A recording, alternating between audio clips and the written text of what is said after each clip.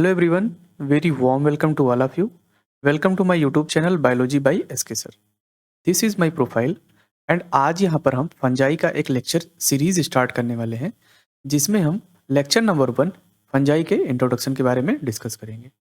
Introduction का topic ये fungi का बहुत ही इंपॉर्टेंट है क्योंकि जो इंट्रोडक्शन का टॉपिक होता है किसी भी किंगडम का, उसमें जो कुछ टर्म्स होते हैं, जो बेसिक टर्म्स होते हैं, वो बहुत ही इंपॉर्टेंट होते हैं क्योंकि वो जो होते हैं सारे के सारे किंगडम में यूज़ किए जाते हैं, हर जगह आपको मिलेंगे। जैसे अगर हम बात करें यूनिसेलुलर थैलस, फिलामेंटस थैलस की, माइसीलियम की बात करें जिसमें सेप्टेट माइसीलियम, एसेप्टेट माइसीलियम्स आते हैं, सेप्टा की बात करें तो ये सारे टर्म्स जो हैं फंजाई में आगे फर्दर यूज़ किए जाएंगे। तो उसकी वजह से फंजाई का जो इंट्रोडक्शन का ये टॉपिक है बहुत ही इंपॉर्टेंट माना जा रहा है। चलिए अब मूव करते हैं फंजाई के इंट्रोडक्शन की तरफ और डिस्कस करते हैं। अगर हम बात करें इंट्रोडक्शन की तो the word fungi singular fungus is derived from Latin word fungerus means to floris previously used with reference to mushroom. अगर हम बात करें फंजाई की तो फंजाई टर्म जो है वो यूज हुआ है लैटिन वर्ड से जिसका नाम है फ्यूंगरस, और फ्यूंगरस का मतलब होता है टू फ्लोरिस। अगर हम सिंगुलर वर्ड की बात करें फंजाई की तो इसको फंगस बोला जाता है। इससे पहले फंजाई जो है वो टर्म यूज नहीं किया जाता था। सबसे पहले इसको, ये जो प्लांट बॉडी इसकी थी, इसको हम मशरूम के नाम से जानते थे, बाद में इसको हम फंजाई के नाम से जानने लगे। The fungi are achlorophyllous and heterotrophic thallophytes. Fungi जो होते हैं वो एक्लोरोफिलस होते हैं, मीन्स इसमें पिगमेंट्स जो होते हैं वो एब्सेंट होते हैं, क्लोरोफिल जो होता है पिगमेंट इसमें नहीं पाया जाता है।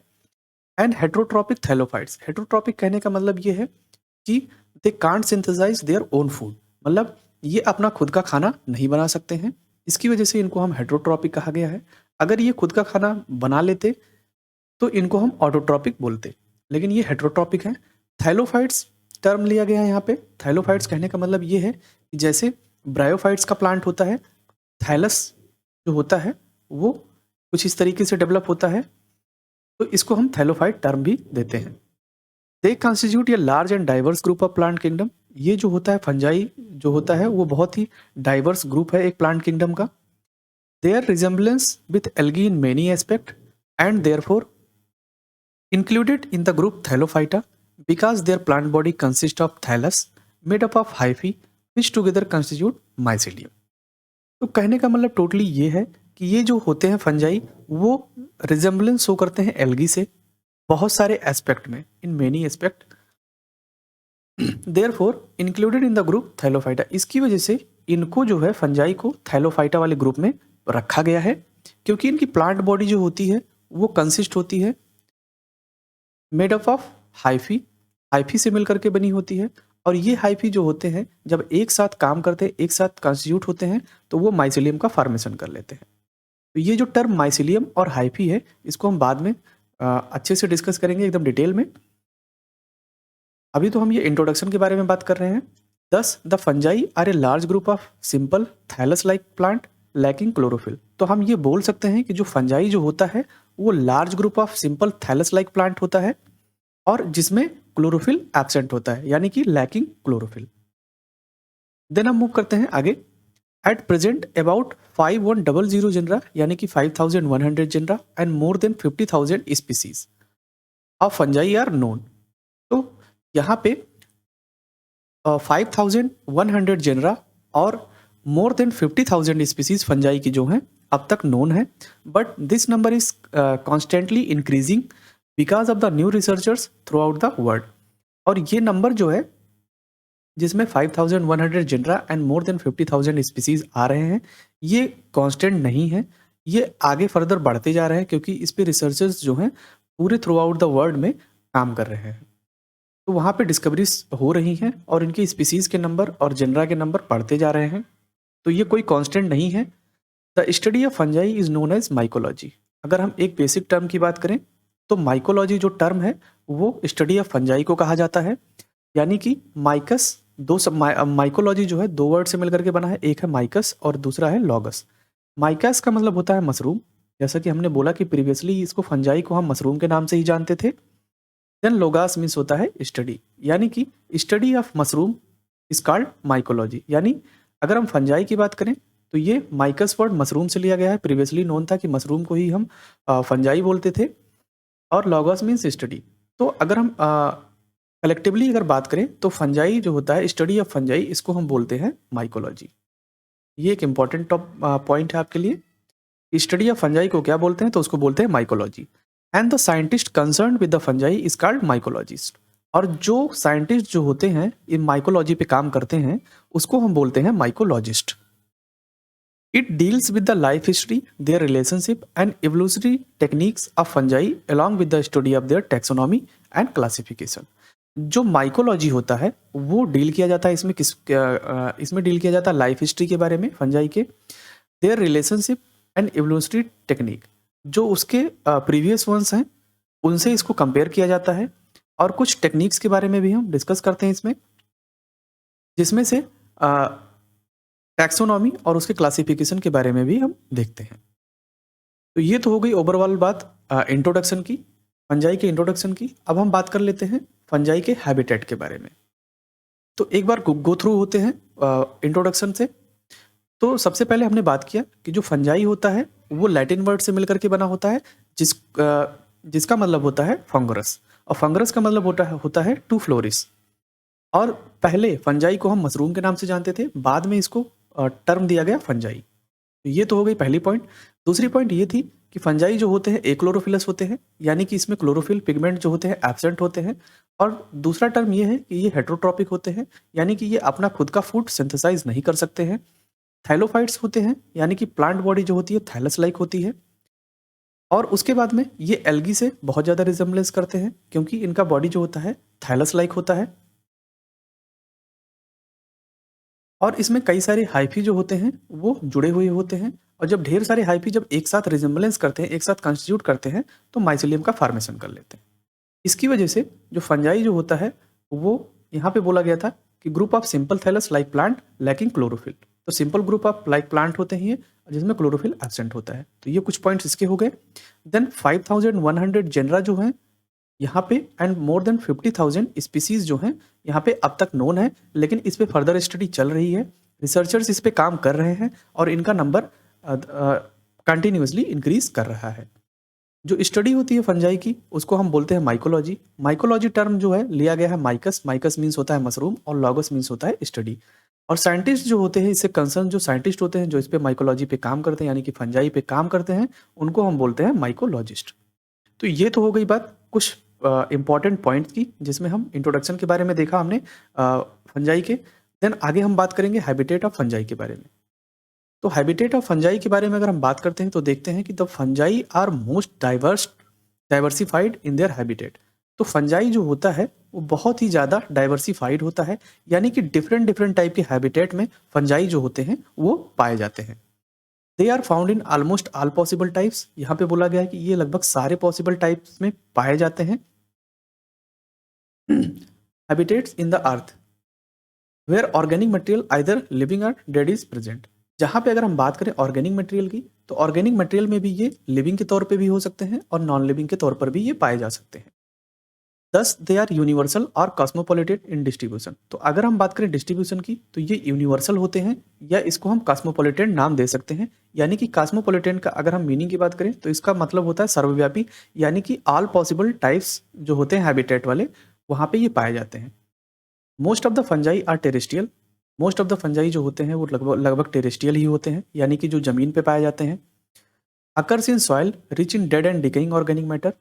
ये सॉइल्स में भी पाए जाते हैं और dead and decaying organic materials में भी ये पाए जाते हैं। The terrestrial fungi thrives best in human soil. जो टेरेस्ट्रियल फंजाई होते हैं वो सबसे बेहतर होते हैं कहाँ पे, ह्यूमन सॉइल्स में। Some other species are aquatic. कुछ जो स्पीसीज होती हैं फंजाई की वो एक्वेटिक भी होती हैं और वो वाटर में पाई जाती हैं, and are called are aquatic fungi. तो उसको हम एक्वेटिक फंजाई के नाम से जानते हैं। तो अगर हम इस स्लाइड की बात करें तो इसमें एक इंपॉर्टेंट पॉइंट ये है, ये मोस्ट डाइवर्स होता है। यहाँ पे मोस्ट डाइवर्स होता है, जो कि all possible type of habitat in the अर्थ ये यहाँ पे पाया जाता है। देन कॉस्मोपॉलिटन इन डिस्ट्रीब्यूशन होता है, यानी कि यूनिवर्सल होता है। कुछ जो होते हैं वो टेरेस्ट्रियल होते हैं, कुछ जो होते हैं वो क्या होते हैं, एक्वेटिक होते हैं। तो ये हो गई इस स्लाइड के इंपॉर्टेंट पॉइंट की बात। देन हम अगले स्लाइड पे मूव करते हैं। In this category most of the phycomycetes are characterize under aquatic habitat. इस कैटेगरी की अगर हम बात करें, एक्वेटिक फंजाई की अगर हम बात करें, तो फाइकोमाइसिटीज के जो मेंबर्स होते हैं वो एक्वेटिक हैबिटेट में मोस्ट ऑफ द पाए जाते हैं। Aquatic fungi are considered primitive one. अगर हम बात करें एडवांस और प्रिमिटिव फंजाई की, तो जो एक्वेटिक फंजाई जो होते हैं वो कंसीडर किए जाते हैं प्रिमिटिव के तौर पे, क्योंकि ये अल्प विकसित माने जाते हैं। जो एक्वेटिक फंजाई होते हैं दे live on decaying organic matter and living organisms found in fresh water and produced motile flagellated reproductive cells। जो ऑर्गेनिक डिकेइंग मैटर पे जो फंजाई जो पाए जाते हैं और जो लिविंग ऑर्गेनिजम्स जो होते हैं वो फ्रेश वाटर में जो पाए जाते हैं, वो क्या करते हैं, वो मोटाइल फ्लैजिलेटेड रिप्रोडक्टिव सेल्स को ये प्रोड्यूस करते हैं। उसके बाद में क्या होता है, ये जो रिप्रोडक्टिव स्ट्रक्चर्स होते हैं these swim to new localities, और वो अलग अलग जगह पर के वो स्विम कर जाते हैं और बाद में जा कर के नए इंडिविजुअल का फॉर्मेशन कर लेते हैं। तो एक्वाटिक में यही होता है कि जो भी डेड ऑर्गेनिक मैटर में या जो फ्रेश वाटर में पाए जाते हैं वो मोटाइल फ्लैजिलेटेड रिप्रोडक्टिव सेल का फॉर्मेशन करते हैं, जो कि स्विम करते हैं और नए नए लोकेलिटीज पर वो मूव कर जाते हैं। अगर हम बात करें टेरेस्ट्रियल फंजाई की, the terrestrial fungi are considered as more advance than aquatic one. तो टेरेस्ट्रियल फंजाई जो होता है वो एडवांस कंसीडर किया जाता है किसके कंपैरिजन में, देन एक्वेटिक फंजाई की। They produce non motile reproductive cells. जो ये टेरेस्ट्रियल फंजाई होते हैं वो नॉन मोटाइल रिप्रोडक्टिव सेल्स को प्रोड्यूस करते हैं, which passively disperse by wind, water or by animals. तो ये जो होते हैं नॉन मोटाइल स्पोर्स जो होते हैं वो पैसिवली डिस्पर्स होते हैं, यानी कि इनका डिस्पर्सल जो होता है वो पैसिवली होता है। जैसे कि ये या तो विंड के सहारे से मूव करेंगे, या तो ये वाटर से, या किसी एनिमल से ये अटैच होकर के। Many fungi grow on food stuffs as fruits, vegetables, jams, pickles, bread etc।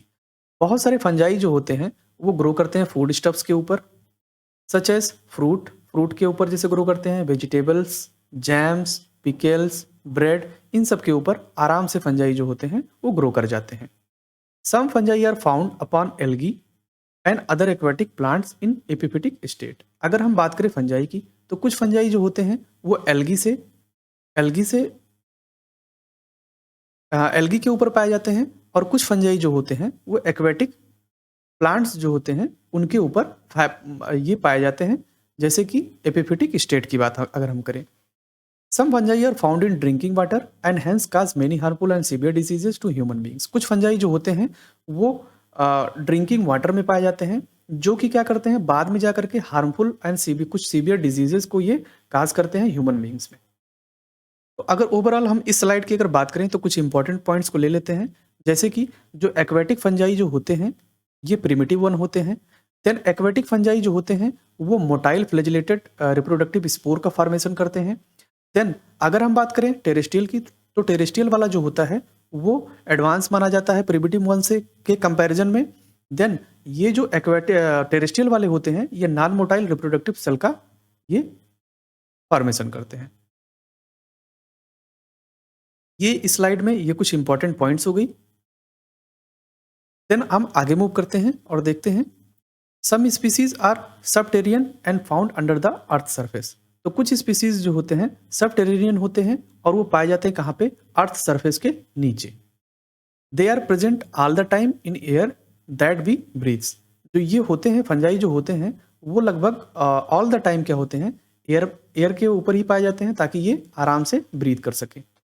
The parasitic fungi found upon the host most in the vascular plants such as Pinus, Cycas, etc. and causes various diseases and do great harm to the host। तो जो parasitic fungi होते हैं वो host के ऊपर पाए जाते हैं, जैसे कुछ वैस्कुलर प्लांट्स होते हैं, जैसे पाइनस की बात करें, साइकस की बात करें, तो इनके ऊपर जो होते हैं वो फंजाई पाए जाते हैं एज ए होस्ट की तरीके से। और बहुत ढेर सारे जो होते हैं वेरियस टाइप के डिजीजेस को ये काज करते हैं और उनको हार्म पहुंचाते हैं। Even some fungi are found in alimentary canal of mammals and human beings where they cause the stomach disorder। कुछ फंजाई जो होते हैं वो ह्यूमन के और मैमल के एलिमेंट्री कैनाल में भी पाए जाते हैं, जहाँ पे वो कुछ स्टमक डिसऑर्डर को वो काज करते हैं। Some fungi causes the skin diseases, कुछ फंजाई जो होते हैं स्किन डिजीजेस काज करते हैं। Then mostly they prefer to grow in dim and darkness, और ज़्यादातर फंजाई जो होते हैं वो ग्रो कहाँ करते हैं, जहाँ पे डिम एंड डार्कनेस यानी कि लाइट जो होता है कम पाया जाता है, वहाँ पे ये जो फंजाई होते हैं वो ग्रो कर जाते हैं। तो अगर इस स्लाइड पे इंपॉर्टेंट की अगर हम बात करें, इंपॉर्टेंट लाइन की बात करें, तो ये जो होता है ये लाइन जो आपका है, the parasitic fungi upon the host mostly in the vascular plant that is pinus cycas etc causes various diseases to great harm to the host. ये एक इंपॉर्टेंट पॉइंट आपका हो जाएगा। देन सेकेंड इंपॉर्टेंट पॉइंट की अगर हम बात करें, तो यहाँ पे जो कुछ फंजाई जो होते हैं मैमल्स के एलिमेंट्री कैनाल में, और जो ह्यूमंस होते हैं उनके एलिमेंट्री कैनाल में ये पाए जाते हैं। कुछ फंजाई जो होते हैं वो स्किन डिजीजेस काज करते हैं, और इनका जो ग्रोथ होता है वो डिम एंड डार्क प्लेसेस जहां होंगे वहां ये ग्रो करेंगे। देन हम मूव करते हैं प्लांट बॉडी की तरफ। प्लांट बॉडी, अब देख लेते हैं कि प्लांट बॉडी इसका कैसा होता है।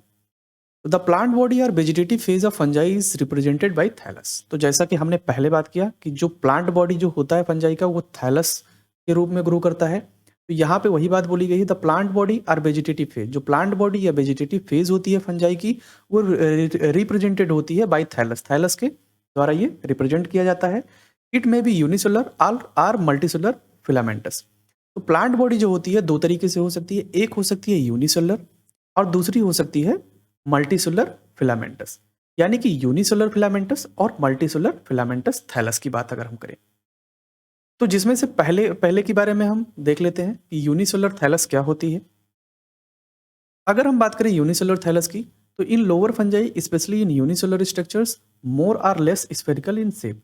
तो जो लोअर फंजाई होते हैं स्पेशली यूनिसेलुलर स्ट्रक्चर्स जो होते हैं वो थोड़े कम या ज़्यादा पाए जाते हैं, लेकिन उनका शेप जो होता है वो कैसा होता है, स्फेरिकल इन शेप में होता है। It performs both the phases in life within a single cell. एक ये सिंगल सेल में जो अपने लाइफ के जो फेजेस होते हैं उनको ये कंप्लीट कर लेता है एक सिंगल सेल में ही। आफ्टर मेचुरेशन और completion of vegetative phase it perform the sexual phase. Such fungi are known as holocarpic fungi. यानी कि कहने का मतलब ये है कि मेचुरेशन होने के बाद में, यानी कि ये जो थैलस है यूनिसेलुलर थैलस, ये जब मैच्योर होता है या जो इसका वेजिटेटिव फेज कंप्लीट होता है उसके बाद में ये सेक्सुअल फेज को ये स्टार्ट करते हैं, और ऐसे फंजाई को हम बोलते हैं होलोकार्पिक फंजाई। यानी कि एक सिंगल, मान लो कि ये सिंगल एक फंजाई है, इसको हम जब ये वेजिटेटिव फेज इसका पूरा हो जाएगा और रिप्रोडक्टिव फेज जो होता है वो परफॉर्म करेगा, तो इसी को हम होलोकार्पिक फंजाई, यानी कि full plant body convert into fungi, इसी को हम बोलते हैं holocarpic fungi. But both the phases of life cycle do not occur together in a same thallus.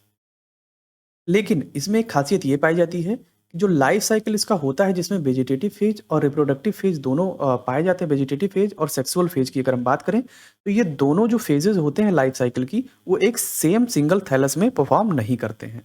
इसका एक बढ़िया सा एग्जाम्पल है सिनकैट्रियम। सिनकैट्रियम के बारे में हम अलग से जब हम जीनस को डिस्कस करेंगे तो उसमें हम सिनकैट्रियम को बहुत अच्छे से डिस्कस करने वाले हैं आगे की क्लासेस में। तो मेन पॉइंट इसका ये रहा कि ये यूनिसेलुलर जो स्ट्रक्चर्स होते हैं वो स्फेरिकल इन शेप में होते हैं, एक सिंगल सेल में ही अपने लाइफ के दोनों फेजेस को कंप्लीट कर लेते हैं। जब वेजिटेटिव फेज इसका कंप्लीट हो जाता है मैच्योरेशन के बाद में, तो सेक्सुअल फेज स्टार्ट करते हैं और उसी को हम बोलते हैं होलोकार्पिक फंजाई। लेकिन जो दोनों फेजेस होते हैं लाइफ साइकिल के वो एक सिंगल थैलस में ये परफॉर्म नहीं करते हैं। इसका एक बेस्ट एग्जाम्पल सिनकैट्रियम के बारे में हमने बात किया। In this case mycelium is completely absent. इस केस में जो होता है माइसिलियम जो होता है यूनिसेलुलर थैलस के टर्म में अगर हम बात करें तो माइसिलियम जो होता है वो कम्प्लीटली एब्सेंट होता है। तो यहाँ पे ये कुछ इंपॉर्टेंट पॉइंट्स इसके हो गए कि स्पेरिकल इन शेप में होता है, सिंगल सेल में ये पूरी लाइफ साइकिल को डिस्कस करता है, वेजिटेटिव फेज के बाद रिप्रोडक्टिव फेज को परफॉर्म करता है, सेक्सुअल फेज को परफॉर्म करता है। दोनों जो फेजेस होते हैं वो सेम थैलस में परफॉर्म नहीं करता है। और सबसे इंपॉर्टेंट पॉइंट ये है इसका कि जो माइसिलियम इसका होता है इसमें वो कंप्लीटली एब्सेंट होता है। देन हम आगे मूव करते हैं और बात करते हैं कंट्रेरी टू दिस इन प्लाज्मोडायोफोरा ये naked multinucleated amoeboid mass of protoplast represents the vegetative phase is terms Plasmodium. तो अगर हम बात करते हैं प्लाज्मोडायोफोरा की, तो प्लाज्मोडायोफोरा में ये naked multinucleated amoeboid mass of protoplast, जो नेकेड होता है, मल्टीन्यूक्लिएटेड होता है, अमीबॉइड मास होता है ऑफ प्रोटोप्लास्ट का, उसी को हम वेजिटेटिव फेज के टर्म में हम बोलते हैं प्लाज्मोडियम। इसको हम प्लाज्मोडियम टर्म देते हैं। The protoplast the protoplast of diploid plasmodium divide to form resting spores. जो प्लाज्मोडियम जो होता है प्रोटोप्लास्ट ऑफ डिप्लॉयड प्लाज्मोडियम बाद में जाकर के ये डिवाइड करता है, तो क्या फॉर्म करता है? रेस्टिंग स्पोर्स को ये फॉर्म करता है। These spores further forms vegetative phase. और बाद में जाकर के ये जो रेस्टिंग स्पोर्स होते हैं वो वेजिटेटिव फेज का फॉर्मेशन करते हैं। सिमिलरली अगर हम बात करें, similarly east also have a unicellular thallus, but sometimes cells remain attached in chain forming a pseudomycelium and thus related to filamentous form। अगर हम बात करें ईस्ट की, तो जैसे ये ग्रो कर रहा है एक ही थैलस में, वैसे ही एक ही सेल में ये सारे फेजेस कंप्लीट कर ले रहा है, वैसे ही ईस्ट होता है। लेकिन अगर हम बात करते हैं यूनिसेलुलर थैलस, लेकिन कभी कभी क्या होता है, some time cells remain attach in chain. जो सेल्स होते हैं वो चेन में अटैच हो जाते हैं और फॉर्म करते हैं स्यूडोमाइसिलिया को, एंड दस रिलेटेड टू फिलामेंटस फॉर्म। उसके बाद में ये जो स्ट्रक्चर इसका दिखाई देता है वो फिलामेंटस फॉर्म के तरीके का दिखाई देता है। तो कहने का मतलब ये हो गया कि जो प्लाज्मोडायोफोरा होता है वो नेकेड होता है, मल्टी न्यूक्लिएटेड होता है, अमीबॉयड मास होता है, और प्रोटोप्लास्ट जो इसका जो जो प्रेजेंट करता है वो प्लाज्मोडियम को प्रेजेंट करता है। बाद में ये जो प्लाज्मोडियम होता है ये डिवाइड करता है और रेस्टिंग स्पोर का फॉर्मेशन कर लेता है, और बाद में यही स्पोर्स जो होते हैं वेजिटेटिव फेज में कन्वर्ट हो जाते हैं। अगर हम बात करें ईस्ट की, तो ईस्ट भी ऐसे सिमिलर ही ग्रो करता है, लेकिन कभी कभी क्या होता है, कुछ सेल्स जो होते हैं वो चैन के फॉर्म में अटैच हो जाते हैं और स्यूडोमाइसिलियम का फॉर्मेशन कर लेते हैं, और बाद में जाकर के ये फिलामेंटस स्ट्रक्चर्स की तरह कुछ ये विजिबल होते हैं। तो ये तो हो गई बात यूनिसेलुलर थैलस की। देन हम बात करते हैं फिलामेंटस थैलस के बारे में। फिलामेंटस थैलस की अगर हम बात करें, the plant body of most of the fungi is branched and filamentous hyphae or filamentous thallus which form a net-like structures known as mycelium except some unicellular fungi। अगर हम बात करें फंजाई की, तो मोस्ट ऑफ द फंजाई जो होते हैं वो ब्रांच स्ट्रक्चर्स होते हैं, इनके ब्रांच होते हैं। फिलामेंटस हाइफी होता है, या फिलामेंटस थैलस भी इसको हम बोल सकते हैं, जो कि क्या करता है, एक नेट लाइक स्ट्रक्चर का फॉर्मेशन करता है, और बाद में ये जाकर के माइसिलियम इसको हम बोलते हैं। लेकिन कुछ कुछ यूनिसेलुलर फंजाई में ये सारे स्ट्रक्चर्स जो होते हैं वो एब्सेंट होते हैं। The mycelium originates through germination of spore. Mycelium का जो ओरिजिनेट होता है माइसिलियम, वो कहाँ से ओरिजिनेट होता है? जहाँ से स्पोर का जर्मिनेशन स्टार्ट होता है वहाँ से माइसिलियम ओरिजिनेट होना शुरू हो जाता है। Germination of spores take place after getting suitable substratum where condition for life are favourable. तो स्पोर का जर्मिनेशन वहीं से होगा जहाँ पे उसको सुटेबल सबस्ट्रेटम मिलेगा, और वहाँ पे कंडीशंस जो होंगी वो फेवरेबल होंगी लाइफ को आगे बढ़ाने के लिए, तो वहीं पे जाकर के वो स्पोर जर्मिनेट करेगा। When the spore after germination produces only a short tubular structures of limited growth, it forms a net-like interwoven cottony mass of fine branch filament। अगर हम बात करें स्पोर जर्मिनेशन की, तो स्पोर जर्मिनेशन जहाँ पे होता है वहाँ पे एक शॉर्ट ट्यूबुलर स्ट्रक्चर्स जो लिमिटेड ग्रोथ में होता है वो एक नेट लाइक इंटरवुमेन कॉटनी मास का फॉर्मेशन कर लेता है, जो कि एक फाइन ब्रांच फिलामेंट की तरह दिखाई देता है। यानी कि अगर हम बात करें स्पोर की, स्पोर जर्मिनेशन की बात करें, तो स्पोर का जर्मिनेशन जो होता है वो फेवरेबल कंडीशन में होगा। माइसिलियम का जो ओरिजिन होता है वो स्पोर के द्वारा ही होता है। बाद में ये स्पोर्स जो होते हैं जर्मिनेट करते हैं और ये प्रोड्यूस करते हैं short tubular structures, limited growth इसमें होती है। इंटरवुमेन कॉटनी मास का ये फॉर्मेशन करते हैं, नेट लाइक स्ट्रक्चर जिनका होता है, और बाद में जाकर के वो फाइन ब्रांच फिलामेंट का फॉर्मेशन करते हैं। The long fine structures are filaments are called as hyphae. तो यही जो long fine structures of filaments होते हैं इनको हम हाइफी का नाम देते हैं। आफ्टर सम टाइम, कुछ समय के बाद में क्या होता है, at the stage of maturity, maturity की स्टेज जब आती है, some of these hyphae extended into the air and bear reproductive bodies while the remaining ones continue the normal growth. तो कुछ समय के बाद में क्या होता है कि जब मेच्योरिटी वाली स्टेज आ जाती है तो यही हाइफी जो होते हैं बाद में जाकर के एक्सटेंड करते हैं एयर में, और वहाँ पे जाकर के रिप्रोडक्टिव बॉडीज को जाकर के वो बियर करते हैं, और बाद में जाकर के ये जो बच जाते हैं, जो और सारे हाइफी जो बच जाते हैं, जो कि रिप्रोडक्टिव बॉडीज को बियर नहीं कर पाते हैं, वो नॉर्मल ग्रोथ करते हैं। Such fungi categorize under eucarpic fungi. ऐसे फंजाई को जो होते हैं उनको बोलते हैं हम यूकार्पिक फंजाई, यानी कि जिन हाइफी में जो हाइफी मेच्योर हो जाते हैं और एक्सटेंड करते हैं एयर में और रिप्रोडक्टिव बॉडीज को ये अपने अंदर इनगल्फ करते हैं, उसी को हम बाद में जाकर के ऐसे फंजाई जो होते हैं डेवलप होते हैं और उन्हीं को हम यूकार्पिक फंजाई के नाम से जानते हैं। यूकार्पिक फंजाई को हम ट्रू फंजाई भी बोलते हैं। इसी को हम ट्रू फंजाई के नाम से भी जानते हैं। The hyphae from the vegetative body or thallus of the fungi known as mycelium. जो हाइफी होती है वेजिटेटिव बॉडी की और यानी कि जो थैलस होता है वो, उसको हम माइसिलियम के नाम से भी जानते हैं। Or we can say that mycelium is the structural unit of fungi. तो हम ये भी बोल सकते हैं कि जो माइसिलियम होता है वो क्या होता है, स्ट्रक्चरल यूनिट ऑफ फंजाई, इसको हम बोल सकते हैं माइसिलियम को। And the medium upon which the mycelium grows is known as substratum. और जो मीडियम होता है माइसिलियम के ग्रोथ का, उसको हम सबस्ट्रेटम बोल देते हैं। Mycelium is the most significant part of fungus. It produces food and acts similarly as a plant cell and performs all the activities of life cycle. तो माइसिलियम जो होता है मोस्ट सिग्निफिकेंट पार्ट होता है fungi का, जो कि food का प्रोडक्शन करता है और सारे एक्टिविटीज़ को, ये लाइफ साइकिल में जितनी भी एक्टिविटीज़ हो रही होती हैं फंजाई में, यही माइसिलियम जो होता है परफॉर्म करता है। जैसे कुछ एक्टिविटीज़ लाइफ साइकिल की अगर हम बात करें तो जिसमें रेस्पिरेशन आ जाता है, एब्जॉर्प्शन आ जाता है, डाइजेशन आ जाता है, एक्सक्रीशन आ जाता है और बाद में एक टर्म बचता है फोटोसिंथेसिस, जो कि ये नहीं कर पाता है। इसको छोड़ करके सारे एक्टिविटीज़ को जो होता है ये माइसिलियम परफॉर्म करता है। और ये photosynthesis grow except photosynthesis, photosynthesis का काम इसलिए नहीं करता है क्योंकि इसमें क्लोरोफिल एब्सेंट होता है। तो ये हो गई बात यहाँ तक। Then the embedded hyphae are usually colourless. जो एम्बेडेड हाइफी होते हैं, जो धसे हुए हाइफी होते हैं, जो अंदर के साइड में ये एम्बेडेड हो जाते हैं, वो कलरलेस होते हैं।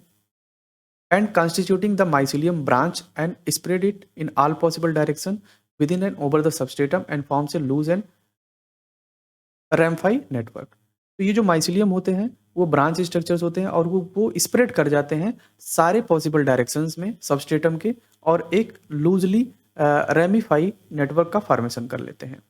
While in some cases the aerial hyphae becomes coloured. कुछ केसेस में जो एरियल हाइफी होते हैं वो कलर्ड होते हैं कहीं कहीं पे। Generally they may be with blue, black, brown, yellow, red and orange colour. तो अगर हम बात करें जनरल टर्म की, तो कभी कभी वो ब्लू हो सकते हैं, ब्लैक, ब्राउन, येलो, रेड या ऑरेंज ये हो सकते हैं कुछ केसेस में।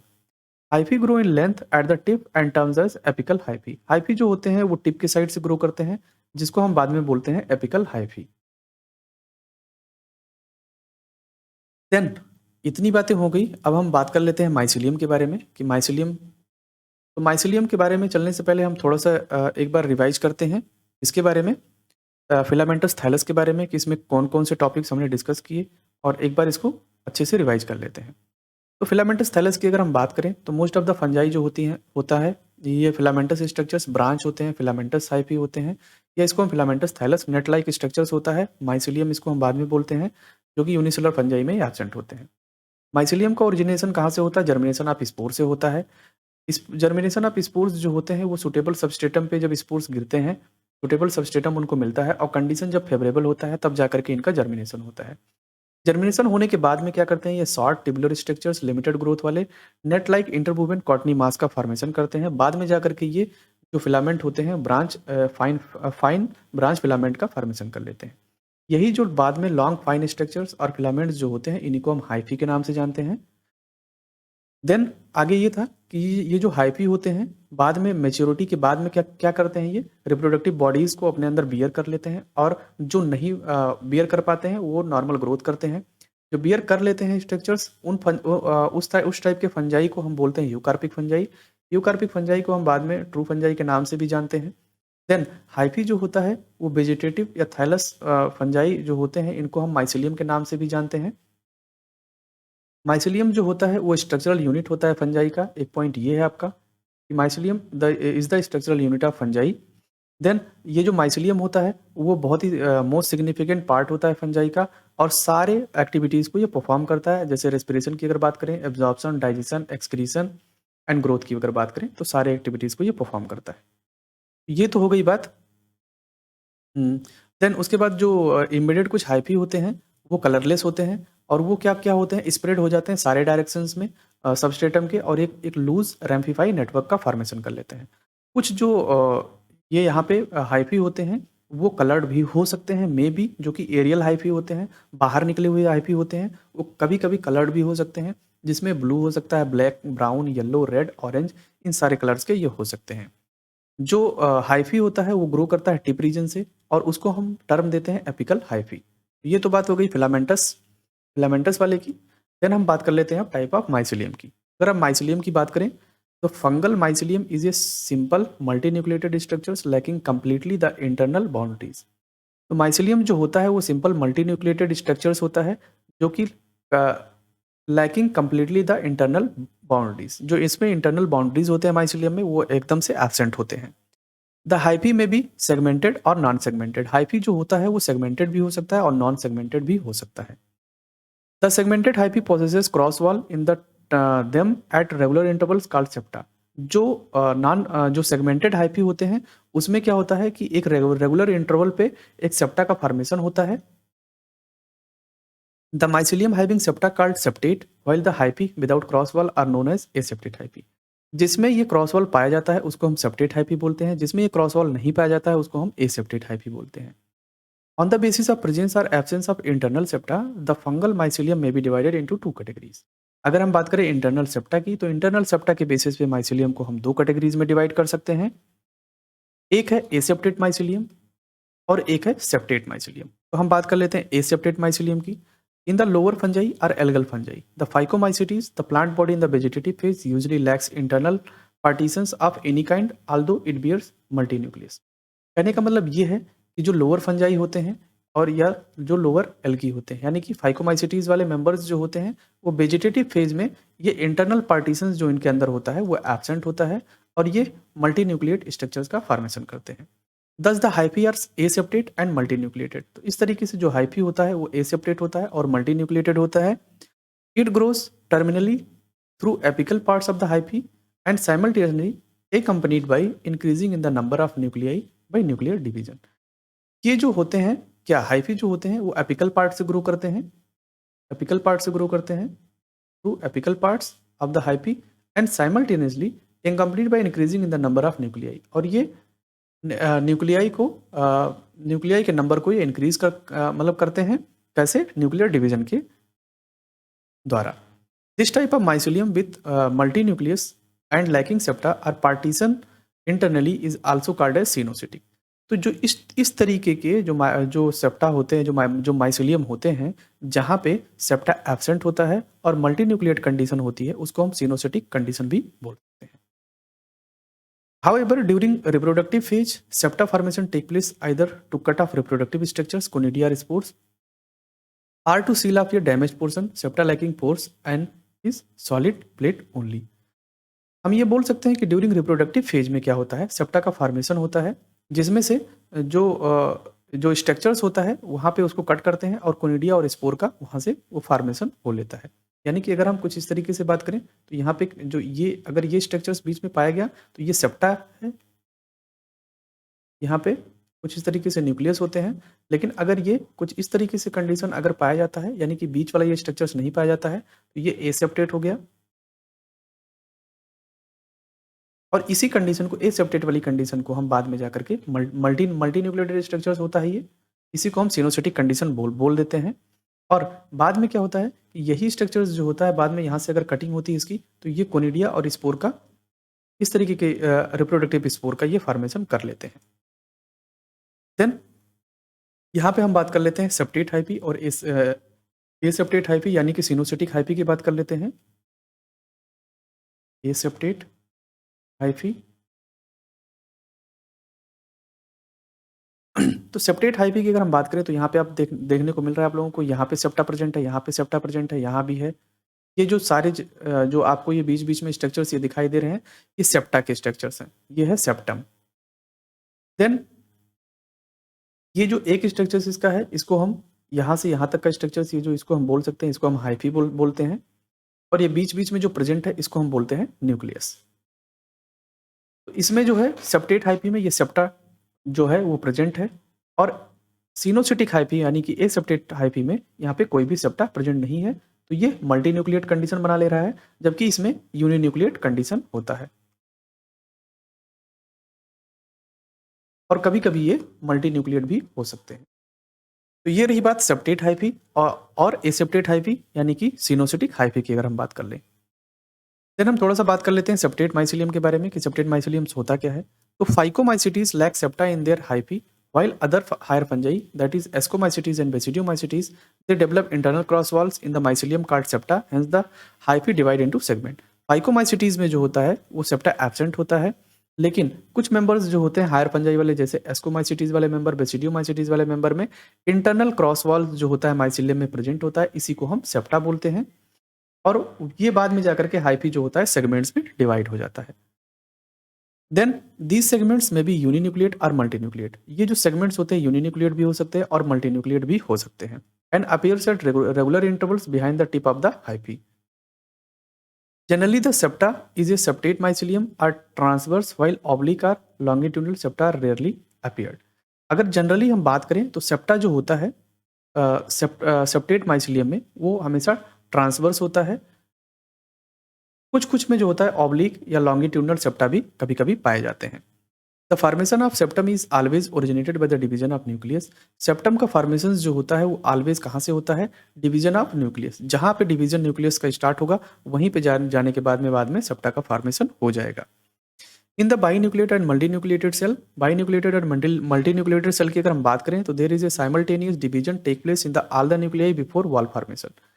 तो बाईन्यूक्लिएटेड और मल्टीन्यूक्लिएटेड की बात अगर हम करते हैं तो वहाँ पे क्या होता है कि डिविजन्स जो होता है न्यूक्लियाई में वॉल फॉर्मेशन के दौरान ही स्टार्ट हो जाता है। Usually the septums bear a pore for the communication of the cytoplasmic organelles. जो सेप्टम्स होते हैं वो पोर को बियर करते हैं, और वो साइटोप्लाज्मिक ऑर्गेनील्स जो होते हैं उसमें कम्युनिकेशन स्टार्ट होते हैं, and even the nuclei from one cell to another cells. और एक दूसरा जो न्यूक्लियाई होता है, एक सेल का न्यूक्लियाई मान लो ये है, एक न्यूक्लियाई ये है, एक न्यूक्लियाई ये है, इन दोनों न्यूक्लियाई के बीच में क्या होता है, कम्युनिकेशन स्टार्ट हो जाता है। बाद में जाकर के ये दोनों ये सेप्टा का फॉर्मेशन कर लेते हैं।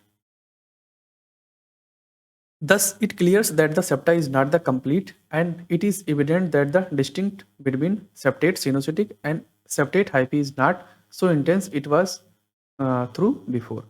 तो कहने का मतलब ये है कि जो सिनोसिटिक कंडीशन होती है यानी कि एसेप्टेट वाली कंडीशन होती है, पहले से डिसीजन इसका नहीं होता है, और सेप्टा जो होता है वो कम्प्लीटली जो होता है वो डिस्टिंक्ट नहीं हो पाता है। इस तरीके से कुछ अगर हम बात करते हैं ओरिजिन ऑफ सेप्टा की, तो ओरिजिन ऑफ सेप्टा की अगर हम बात कर लेते हैं तो यहाँ पे the origin of septa in all fungi, सारे फंजाई में ओरिजिन ऑफ सेप्टा जो होते हैं वो एक ही तरीके के होते हैं। The origin of septa in all fungi always similar.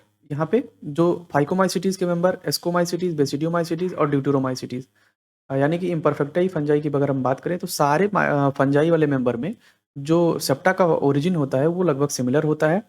The septa or segmentation, the cross walls are arise in regular intervals behind the hyphal tip. तो हाइपर टिप के पीछे जो होते हैं वो रेगुलर इंटरवल में ये सेप्टा यानी सेगमेंटेशन का फॉर्मेशन ये होता रहता है। Based on their nature of origin, origin के नेचर के बेस पे द सेप्टा में भी आइदर एनुलर, ये एनुलर भी हो सकता है, when septum originate at the periphery as a ring inside of tubular hyphae wall or centripetally. When the annular growth grows slowly inward inside and centers, increasing in width and decreasing the pore diameter like an iris diaphragm. इसको हम अभी diagram के हिसाब से समझते हैं। Due to this firstly ये cross wall और सेप्टम डेवलप्स, तो यहाँ पे जाने के बाद में क्रॉस वॉल ऑफ सेप्टम का डेवलप हो जाता है। तो यहाँ पे अगर हम डायग्राम की बात करें तो सबसे पहले देखने को मिलता है कि ये वाले स्ट्रक्चर्स में जो है ये बीच वाली जगह जो है एकदम से खाली खाली दिखाई दे रही है हमको। तो यही ये बोल रहा है कि यहाँ पे ओरिजिन ऑफ सेप्टम जो होता है आइदर एनुलर हो सकता है when septum originate at the periphery at the ring inside the tubular hyphal wall और सेंट्रीपिटली। तो यहाँ पे ये जो ट्यूबुलर वॉल जो होते हैं ये जो होते हैं ये अंदर की तरफ मूव करना चालू कर देते हैं चारों तरफ से ऐसे, सेंट्रीपिटली यानी कि सेंटर की तरफ ये मूव करना चालू कर देते हैं। इसमें कुछ स्ट्रक्चर जो ये बीच वाला जो गैप था इसमें थोड़ा सा कम हुआ, ये मूव कर रहे हैं, प्रॉपर मूव करेंगे, मूव कर रहे हैं, इसमें थोड़ा और बीच में गैप कम हुआ और यहाँ पे जाने के बाद में ये सेप्टा का फॉर्मेशन हो गया, यानी कि ये सेप्टा यहाँ पे डेवलप हो गया।